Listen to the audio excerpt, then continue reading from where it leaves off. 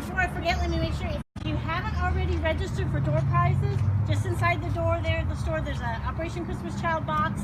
Be sure and put your name in there. We'll be giving away door prizes. You do not need to be present to win. We'll be drawing those shortly. Also, we totaled up the votes. We have collected $303.22 for Operation Christmas Child, which was enough to ship 34 boxes. So congratulations, you all did a fine job. And the winner, which was also done by the dollar amount of the votes, the winner of the Open Doors Car Chauffeur Cause 2017 winner, Chad Cline, with his 1978 Chrysler New Yorker. Chad. Here's your trophy. Oh, thank you. Thank you very much. There's your box. If you want to turn around here, I think I want your picture. Congratulations.